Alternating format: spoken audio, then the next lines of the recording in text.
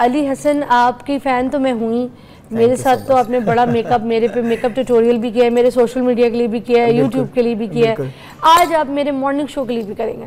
चले, thank you so much, आपने सबसे पहले तो मुझे यहाँ पे इनवाइट किया, थैंक यू सो मच आपका, और thank you so much 24 channel का जिन्होंने मुझे मतलब इस प्लेटफॉर्म पे बुलाया। मैं आप लोगों का शुक्रगुजार हूँ, और मेरा हमेशा से यही होता है कि मैं अपने एक्सपीरियंसेस शेयर करता रहूँ, चाहे मैं अपने प्रोफाइल पे करूँ या मैं अपने सोशल मीडिया के ऊपर।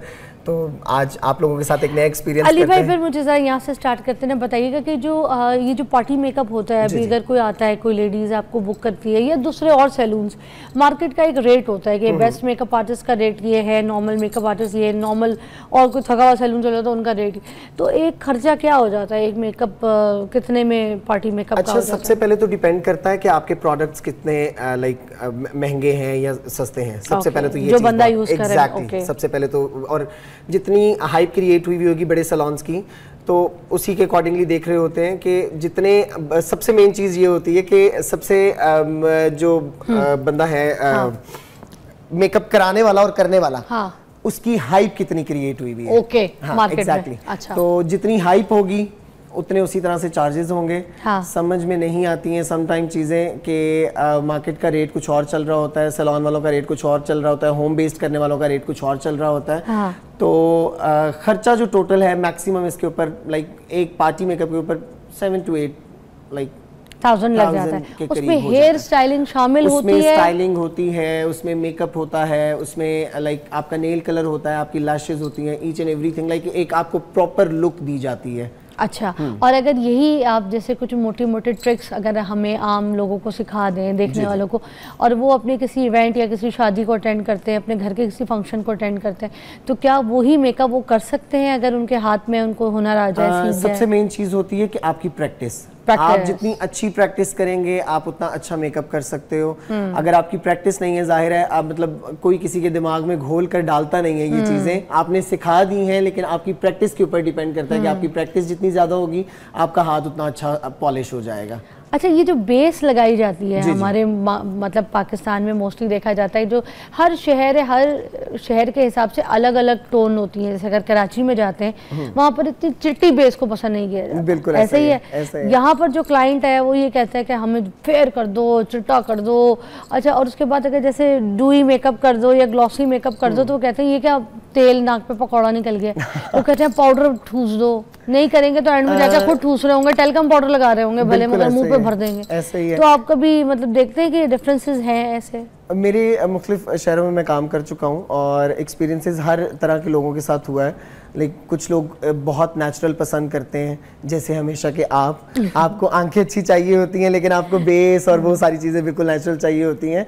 और कुछ लोग बहुत फेयर मांगते हैं, लाइक एक्स्ट्रा फेयर अपने कॉम्प्लेक्शन से भी ज़्यादा। कुछ टाइम के बाद मतलब हो जाती है, बेस ब्लैक होना शुरू हो जाती है, ग्रे होना शुरू हो जाती है। तो इसीलिए अवॉइड करते हैं। सबसे पहले क्लाइंट को कंसल्ट करने की कोशिश करते हैं कि जितना नेचुरल रहोगे उतना अच्छा रहेगा। जितना आपकी अपनी स्किन टोन मैक्सिमम 1 से 2 टोन लाइटर कर सकते हैं, इससे ज्यादा अच्छा भी नहीं रहता है और प्यारा भी नहीं लगता। मतलब अब जैसे विंटर्स का सीजन है तो ये जो बेस पे क्योंकि हम बात कर रहे हैं, जो स्टिक्स होती हैं वो ज्यादा चलेंगी या फिर वो जो लिक्विड बेस होती है वो, या फिर बेस में कवरेज होना ज्यादा जरूरी है? कुछ बेस ड्राई भी होती हैं। हाँ एग्जैक्टली, बेसिकली जो फाउंडेशंस होती हैं वो ऑयल बेस्ड होती हैं। अच्छा, जो स्टिक होती है वो फाउंडेशन जो है वो वाटर बेस्ड है। सॉरी, वो वाटर बेस्ड है। अच्छा, और जो स्टिक है वो ऑयल बेस्ड है। ओके। तो सर्दियों में हम थोड़ा बहुत फेस के ऊपर अप्लाई करते हैं मॉइस्चराइजर के बाद, ताकि जब थोड़ा टाइम गुजरे बेस को, तो बेस के ऊपर अपना एक नेचुरल ऑयल जो है फेस के ऊपर वो आना शुरू हो जाए। ठीक है, और ये मुझे नहीं पता था। एग्जैक्टली। अच्छा, एक सेकंड, इसका मतलब है कि सर्दियों में हमने स्टिक्स को भी ऐड करना है? कर सकते हो, बिल्कुल कर सकते हो, क्योंकि ऑयल बेस्ड होती है, सिल्की स्ट्रक्चर होता है इसका, तो फेस के ऊपर जरा अपना नेचुरल ऑयल सीबम प्रोड्यूस करता रहता है। तो पहले हम स्टिक कर लें और उसके बाद हम लिक्विड ऊपर फाउंडेशन हल्का सा करके, और उसको बेशक आप बेक कर लें जिस तरह से भी आपने करना है, लूज पाउडर की फॉर्म में या कॉम्पैक्ट की फॉर्म में, डिपेंड करता है आपके ऊपर। अच्छा, जो आपके फेस के ऊपर सूट करता है। अच्छा, और ये जैसे होता है ना कि कुछ लोग कहते हैं कि थोड़ी सी येलो टोन इम्पोर्टेंट है, पिंक टोन का मेकअप, तो ये बेस में भी येलो टोन, पिंक टोन, क्योंकि कुछ लोगों को तो बेस ही ग्रे कर जाती है, वो चिट्टे के चक्कर में जाते हैं और वो डायरेक्ट जब व्हाइट बेस या पिंक बेस लगाते हैं तो उनका मुंह ग्रे कर जाता है। ग्रे की बेस टोन नहीं होनी चाहिए। इसकी टेक्निक क्या है? फिर हम जरा आगे ब्रेक के बाद जो है ना शुरू करेंगे। डिफरेंट टोन्स होती हैं, हर तरह के कॉम्प्लेक्शंस होते हैं, हर तरह की टोन्स होती हैं। अब डिपेंड करता है कि टोन आपके सामने जो क्लाइंट की टोन है, फेस टोन क्या है, ठीक है। फेस टोन के ऊपर मतलब आपके पास ब्रिटिश आ जाता है, पेल कॉम्प्लेक्शन आ जाता है, बॉनी स्ट्रक्चर आ जाता है, डिफरेंट टाइप्स के आपके पास फेसेस जब आते हैं तो आपने पहले उसको एग्ज्यूम करना होता है कि आप बेसिकली करना क्या चाह रहे हो और क्लाइंट की डिमांड क्या है। अगर क्लाइंट कुछ एक्स्ट्रा फेयरनेस की तरफ जाना चाह रहा है या एक्स्ट्रा मतलब येलो की तरफ जाना चाह रहा है तो आप क्लाइंट को पहले समझाएं कि ये चीज़ इस तरह से नहीं, ये चीज़ आपको इस तरह से सूट करेगी, देन उसके बाद ही कुछ कर सकते हैं। आप क्लाइंट को बिठाएं, उसके बाद मुख्तलिफ कलर्स के कैमोफ्लेज होते हैं जो कि आपकी स्किन टोन को बैलेंस करते हैं। कैमोफ्लेज करने के बाद आप ऊपर फाउंडेशन लगाएं, जो भी आपने फाउंडेशन लगाना है, फिर ग्रे नहीं लगेगी, लेकिन अपनी स्किन टोन के अकॉर्डिंगली। इतनी मोटी मोटी मजे मजे की बातें बताई हैं आपने। आज से आप लोग जो भी अपनी बेस देखें, बेस इज़ वेरी इंपॉर्टेंट। अगर आपकी बेस ठीक नहीं होगी, आपने चाहे आई मेकअप अच्छा किया हो, आपने contour, blush on, lipsticks, colours, कुछ भी, आपकी बेस से ना आप पहचाने जाते हैं।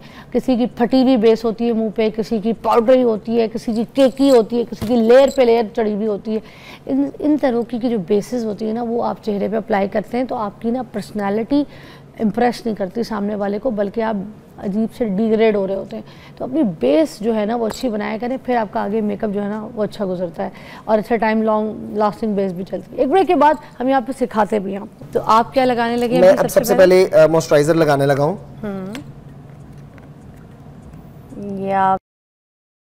Okay, very very fine brand, मेरा बड़ा फेवरेट है।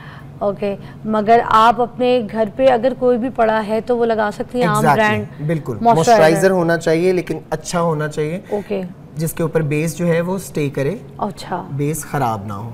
ठीक है, ज़बरदस्त। आपके घर पे जो भी मॉइस्चराइज़र आपको सूट करता है उस मॉइस्चराइज़र के ऊपर आप अपनी बेस लगा सकते हैं, ठीक है। और कितने स्मूथली उन्हें देखें, कोई रगड़ रगड़ के फेस पे कोई ऐसे मसाज नहीं किया, नॉर्मली उसको एब्जॉर्ब किया है थोड़ा सा स्किन के अंदर। अप्लाई करने के बाद उसको छोड़ दें। ओके, और हल्का सा फिक्सर स्प्रे फेस के ऊपर कोई भी किसी भी कंपनी का आप इस्तेमाल कर सकते हो, ठीक है। ये मिस्ट भी चल जाता है या नहीं? नहीं, मिस्ट नहीं, बेसिकली मेकअप फिक्सर स्प्रे जो तो होता है मैक का मैंने किया है, फिक्स प्लस, मैक का फिक्स प्लस किया है।